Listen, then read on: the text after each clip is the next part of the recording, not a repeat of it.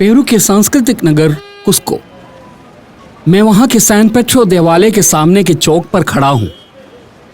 San Pedro नामक एक छोटा चौक, उसकी एक तरफ टीन के छत की एक इमारत दिख रही है। वो यहाँ का सैन पेड्रो मार्केट है। वह बाजार देखने के लिए ही मैं यहाँ आया हुआ हूँ। मैंने कहीं पढ़ा है कि कुस्को देखने के लिए आने वालों को यह बाजार देखे बिना नहीं जाना चाहिए। यह कई विचित्र वस्तुएं बेचे जाने वाला बाजार है, पर्यटकों के लिए तैयार किया गया बाजार। टीन के छत के साथ लैटिन अमेरिकन रूप भाव में वह खड़ा है। बाजार के अंदर बेचने के लिए रखी वस्तुओं में भी कुछ विशेषताएं हैं। पेरू की आदिवासी जनता के द्वारा घर में रखकर हाथों से बनाने वाले वस्त्र, टोपी, बैग आदि हैं उनमें अधिक। स्वेटर, जैकेट, टोपी, हस्तशिल्प वस्तुएं, आभूषण आदि भी हैं। एंडीज पर्वत श्रृंखला के अमेरिंडियन आदिवासी जनता के हस्तशिल्प वस्तुएं, छोटी गुड़ियाएं, बैग आदि हजारों की संख्या में उत्पादों के बेचे जाने वाली दुकान है बाजार के अंदर। सुबह दुकान खोलकर उत्पादों को बेचने के लिए तैयार करके रखने का समय है अभी। पर्यटकों के अभी आना शुरू ही हुआ है। जिसे खरीदारी एक रोचक प्रक्रिया लगती है, उसके लिए जी भरकर देखकर आनंद उठाते हुए उन्हें अपना बनाकर लौट जाने लायक अनेकों वस्तुओं से भरा बाजार। करीब सभी दुकानों में सामान बेचने वाली पेरुवियन आदिवासी महिलाएं हैं। इनका आदिवासियों की परंपरा के लोग। यहाँ के आदिवासी चाइनीज मंगोलियन रूप वाले होते हैं। वस्त्र आदि प्रदर्शित करके रखने में जुटी हुई हैं दुकान वालियां। बेचने के रखे कपड़ों को आवश्यकतानुसार पहनकर भी देख सकते हैं। पसंद आने पर ही खरीदना होता है। यहाँ ऊन से बनाए जाने वाले वस्त्र अधिक हैं। पीठ पर बच्चे को बांधकर आगे की ओर जाने वाली आदिवासी महिला। स्वेटर, जैकेट, हस्तशिल्प वस्तुएं, आभूषण आदि सब हैं यहाँ। सैन पेड्रो मार्केट का इतिहास 18वीं सदी के पहले दशक से आरंभ होता है। कुस्को में व्यापक स्तर पर शुरू किया गया पहला बाजार यही है। नगर के चारों ओर स्थित गांवों के लोग उस जमाने से ही उत्पादों को बेचने और खरीदने के लिए इस बाजार में आते रहे थे।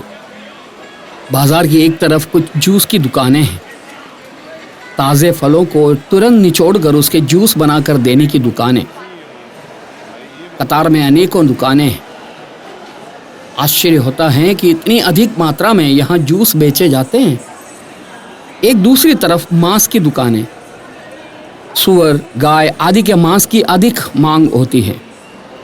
ये चीन और थाईलैंड के जानवरों के कुछ विचित्र शरीर बेचे जाने वाला बाजार भी है। गाय और गधे के नाक, मुंह, ठोड़ी आदि को एक साथ काटकर अलग किए हुए भाग, मवेशियों की ठोड़ी को दांत समेत काटकर रखे हुए भाग आदि प्रकार में इनकी सूची लंबी है। सूखे मांस भी यहाँ बेचे जाते हैं। जूस की दुकानों की लंबी कतार देखने लायक नज़ारा है। हमारे देश में उपलब्ध करीब सारे फल यहाँ भी मिलते हैं। अनानास, केले, पपीते, विविध प्रकार के नींबू आदि सब कुछ। इन दुकानों में इन फलों के जूस तत्काल बनाकर बेचे जाते हैं। सैन पेड्रो मार्केट में मात्र जूस बेचने वालों को ही मैंने यूनिफॉर्म कपड़े में देखा है।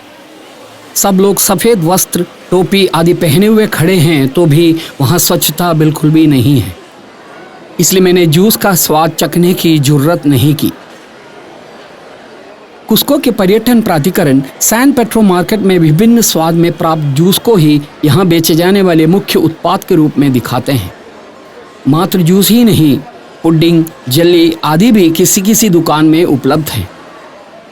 भारत में उपलब्ध करीब सारे फल यहाँ भी मिलते हैं।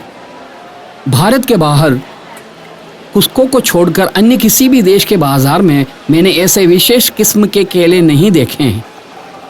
अन्य सभी जगह केले के नाम पर केवल रोबस्टा केले ही मिलते हैं। लेकिन हमारे देश में प्राप्त इस प्रकार के केले उसी स्वाद में यहाँ भी उपलब्ध हैं।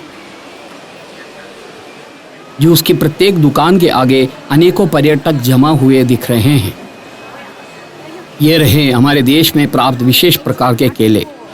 उसके साथ रोबस्टा केले, टमाटर, पपीते, अमरूद आदि सब हैं। एक अन्य जगह शराब की दुकानें। सैन पेड्रो मार्केट में शराब आवश्यकतानुसार उपलब्ध है। एक आदिवासी महिला पीठ पर घास की गठरी उठाए जा रही है। अमीर इंडियन आदिवासी महिलाएं इस प्रकार पीठ पर गठरी रूप में ही सामान उठाती हैं। बाजार के अंदर पर्यटकों की संख्या बढ़ती जा रही है। समय अभी 10 ही बजा है। इतने समय में ही सैन पेड्रो मार्केट में काफी भीड़ नजर आने लगी है। बाजार के इस तरफ हस्तशिल्प वस्तुओं की दुकानें हैं। मिट्टी, लकड़ी आदि से निर्मित अनेकों सामान, बहुत ही खूबसूरत चीजें। बहुतों में अमीर इंडियन आदिवासियों के अद्वितीय चिन्ह उकेरे हुए हैं। पेरू की यात्रा की याद में सुवेनिर खरीद कर ले जाने की इच्छा रखने वालों के मन में क्या खरीदें की शंका पैदा करने जितने विभिन्न प्रकार के खूबसूरत सामान। इस प्रकार के सामान सजा रखी दुकानों में उन्हें देखते हुए, आनंद उठाते हुए, दामों के मोलभाव करते हुए, उन्हें खरीदते हुए घूमने वाले पर्यटकों के लिए पेरू एक अद्भुत देश है। लैटिन अमेरिका के अन्य किसी भी देश में पेरू जितने अद्भुत नज़ारे सैलानियों के इंतजार में नहीं होते हैं। पुरातनता, आदिवासी परंपरा, हस्तशिल्प आदि में चिली, अर्जेंटीना, ब्राजील आदि देशों में मेरे देखे हुए से अधिक विविधता यहाँ है। 18वीं सदी से सैन पेड्रो मार्केट यहाँ है। आरंभ के दिनों में सैन पेड्रो देवालय के सामने के चौक पर ही लगा करता था यह बाजार। प्रारंभ में मात्र शनिवार के दिन लगने वाला बाजार बाद में हफ्ते में 7 दिन लगने लगे तो उसका स्थान वहां से बदल कर यहाँ कर दिया गया। 1990 के दशक में पर्यटकों के आकर्षण के तौर पर बाजार को पुनः व्यवस्थित किया गया। अलग अलग वस्तु के लिए अलग अलग कतार की व्यवस्था तब की गई थी। सैन पेड्रो मार्केट से अब मैं बाहर निकल रहा हूं। बाजार के अंदर अब नज़ारों की पुनरावृत्ति ही होगी, इसलिए वापस सड़क पर आ गया। प्लाजा सैन पेड्रो नामक छोटा चौक, वहां की ओर पर्यटक बहते हुए से आ रहे हैं। मैं सोचने लगा कि ऐसे एक देश के बारे में कई लोगों ने किताबों में ऐसे क्यों लिख रखा है कि पर्यटकों के लिए सुरक्षित नहीं है। दुनिया के विभिन्न प्रदेशों से पर्यटकों के छोटे बड़े गुट बहते हुए से आ रहे हैं। सड़क पर हर कहीं पुलिस की उपस्थिति है। नगर पूरी तरह से पुलिस के नियंत्रण में है। इसी कारण से पर्यटक बिना किसी शंका के सड़कों पर घूम रहे हैं। भीड़ के बीच में यहाँ की अद्वितीय आदिवासी महिलाएं भी दिख रही हैं। टोपी उनके वस्त्र धारण के भाग ही हैं। पुरुषों के रूप में आदिवासी झलक मिल रही हैं।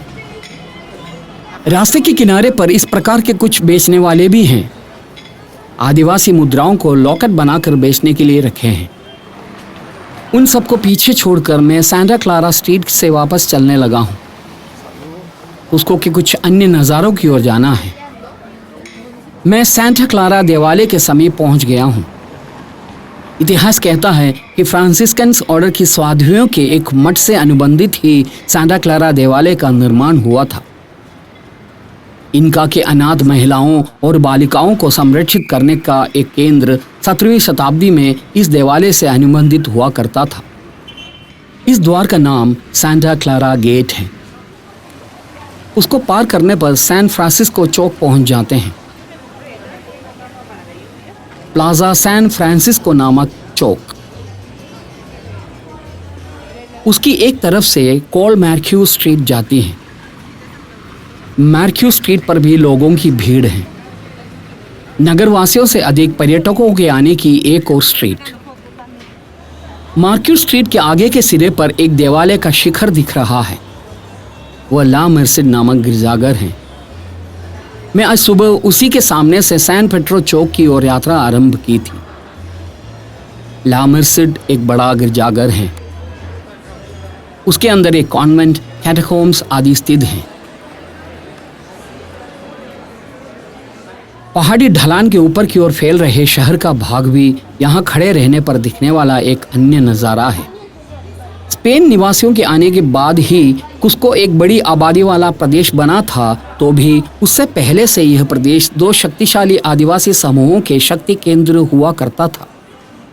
सड़क के किनारों की इमारतों की ऊपरी मंजिल पर छोटी रेस्तराएं और लॉज स्थित हैं। उनके छज्जों पर पर्यटक अपने घर पर जैसे बैठे हुए हैं। इमारतों के सौंदर्यीकरण नहीं किए गए हैं।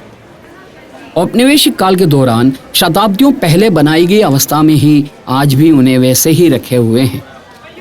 विरासत नगरों को संरक्षित रखने का एक तरीका है यह। बिजली के आड़े तिरछे बंधे हुए तार, दुर्गंध फैलाने वाले नाले, सड़क पर कचरे के ढेर आदि नहीं हैं यहाँ। यह है लामा मस्जिद देवालय। ये 1657 से 20 वर्ष के अंदर निर्मित गिरजाघर है। लामा मस्जिद मठवासी सभा के नेतृत्व में कुस्को में स्थापित पहला देवालय यही है। बरोक शैली में निर्मित गिरजाघर। आज कुस्को के एक प्रमुख कॉन्वेंट इस देवालय में स्थित है। यह गिरजाघर की चार दीवारी के अंदर का एक आंगन है। लामा मस्जिद कॉन्वेंट के अंदर प्रवेश का द्वार इसी आंगन में है। इस सड़क का नाम मेंटा स्ट्रीट है, एक छोटी सड़क। यह सड़क सोल एवेन्यू से जाकर मिलती है, एवेन्यू ला सोल। मैं उस सड़क से आगे बढ़ा। यह गौर करने की बात है कि कुस्को के पुराने शहर में बिजली का एक भी खंभा नहीं है। मैं अभी सोल एवेन्यू पहुंचा हुआ हूं। इस एवेन्यू से नीचे की ओर मुझे करीब 1 किलोमीटर चलना है। इनका साम्राज्य काल के प्रमुख मंदिर कोरिकंचा है मेरा अगला लक्ष्य स्थान। यहाँ इस प्रकार का एक विशाल भवन है। ये कुस्को का न्यायिक महल है, न्यायालय परिसर। अपेक्षाकृत एक नई इमारत है, लेकिन कुस्को की पुरातनता से मेल खाने वाली शैली में ही उसका निर्माण हुआ है। कोरिकंचा लक्ष्य करके मैंने चलना जारी रखा। आज सुबह से ही मैं नक्शे में देखकर ही कुस्को नगर में घूम रहा हूं। नक्शा देखकर मैंने पहचान लिया है कि इसी नुक्कड़ से इनका मंदिर की ओर मुड़कर जाना है। यहाँ घास का एक बड़ा मैदान है। उसके आगे कोरिकंचा के मुख्य भाग दिख रहे हैं। अभी वहाँ एक गिरजाघर दिख रहा है। इस घास के मैदान में एक आश्चर्यचकित निर्मिति है। वह है एक संग्रहालय। घास के मैदान के नीचे की ओर सीढ़ियां उतरने पर संग्रहालय पहुंचे जा सकते हैं। मैं आश्चर्य के साथ सोच रहा हूं कि पेरू जैसे शिल्पोद्योग संबंधी भावना हमारे देशवासियों के अंदर क्यों नहीं होती है। भूमि के अंदर एक संग्रहालय के निर्माण का विचार आना ही बड़ी बात है। यहाँ इनका संस्कृति के कुछ प्रत्यक्ष चित्र देखे जा सकते हैं। पहाड़ के ऊपर से पानी लाने के लिए इनका का तरीका है यह। अभी भी इस नाली से पानी बह रहा है। कोरिकंचा इनका साम्राज्य का प्रमुख मंदिर हुआ करता था। उसका अंग्रेजी अर्थ गोल्डन टेम्पल ऑफ सन है। इनका लोग इंडी नाम से संबोधित सूर्यदेव के मंदिर। स्पेनिश औपनिवेशिकता की स्थापना करने वालों ने सुंदर एवं विशाल मंदिर को तोड़कर वहां एक गिरजाघर का निर्माण किया था, चर्च ऑफ सैंटो डोमिंगो नामक गिरजाघर। अभी यहाँ की मुख्य निर्मिति यही गिरजाघर है। कोरिकांचा मंदिर के नींव के ऊपर ही सैंटो डोमिंगो गिरजाघर का निर्माण किया गया था। इनका साम्राज्य काल के दौरान सूर्यदेव के सबसे बड़ा मंदिर यहाँ हुआ करता था। उसके खंडहर को देखने मात्र से ही यह मालूम पड़ जाता है कि वह मंदिर कितना विशाल और शानदार हुआ करता था। वहाँ काले पत्थरों से बनी एक दीवार दिख रही है। इनका के सूर्य मंदिर के खंडहर का एक छोटा भाग है वह। स्पेन वासियों ने उस मंदिर के पत्थर से इस गिरजाघर का निर्माण किया था। भारत में होता तो यह एक विवादित इमारत होती। 1654 में इसका निर्माण हुआ था। 15वीं शताब्दी में इनका साम्राज्य के शक्तिशाली राजा पाचाकुटी के शासनकाल के दौरान ही यहाँ सूर्य मंदिर का निर्माण हुआ था। कुस्को के इनका साम्राज्य के 9वें राजा थे पाचाकुटी। सारे समीपवर्ती प्रदेशों को अपने अधीन करके कुस्को को केंद्र बनाकर एक साम्राज्य की स्थापना करने वाले पाचाकुटी ही थे। अपने साम्राज्य के सबसे प्रमुख मंदिर के तौर पर उनके द्वारा बनाए गए सूर्य मंदिर को तोड़कर ही स्पेन वासियों ने यहाँ गिरजाघर बनाया था। अमेरिंडियन आदिवासियों को ईसाई धर्म में परिवर्तित करते समय उनकी परंपरानुसार रहे आराधनालयों को स्पेन वासियों ने तोड़ दिए थे। अपने पारंपरिक विश्वास की ओर उनके लौटकर नहीं आने देने की एहतियात के तौर पर ही आराधनालय तोड़े गए होंगे। मैंने सैंटो डोमिंगो गिरजाघर में प्रवेश करने का निर्णय लिया। सूर्य मंदिर के कुछ अवशेष अभी भी इसके अंदर हैं। यहाँ टिकट मिलती है। 15 सोल देकर टिकट खरीदी। अंदर की ओर सबसे पहले सैंटा डोमिंगो कॉन्वेंट वाले भाग पर पहुंचते हैं। यहाँ दीवार पर कुछ बहुत ही खूबसूरत पेंटिंग्स हैं, लेकिन उनके फोटो लेने की अनुमति नहीं है। सैंटो डोमिंगो कॉन्वेंट एक बड़े आंगन के चारों ओर स्थित है। स्पेनिश रीति के अनुसार नगर के बीच में एक बड़ा चौक होता है, उसी प्रकार इमारतों के बीच में आंगन होते हैं। नगर और इमारत दोनों के निर्माण एक समान शैली में ही करते हैं। स्पेन में तो उनकी कॉलोनी वाले प्रदेशों में भी बड़ी इमारतों के बीच में इस प्रकार के आंगन होते हैं। कॉन्वेंट के ये भाग इनका मंदिर के ही भाग हुआ करते थे। आंगन के चारों ओर उस मंदिर के अवशेष ये दिख रहे हैं। इस नज़ारे से ही साफ होता है कि कोरिकंचा मंदिर कितना सुंदर रहा होगा। कोरिकंचा नामक इनका शब्द का अर्थ सुवर्ण उद्यान है। इनका सूर्य मंदिर को कुस्को के स्वर्ण मंदिर कहने का कारण यही है। इसके पीछे एक और कारण भी है। इनका के ज़माने में वह मंदिर सोने से समृद्ध हुआ करता था। सूर्य रश्मियों से चमकने के लिए मंदिर के छत पर सोने की मोटी परतें बिछाई गई थी। वो सारे स्वर्ण स्पेन वासियों ने निकाल लिए। उसके बाद उसे पिघलाकर गोला रूप में जहाज में भरकर स्पेन ले गए।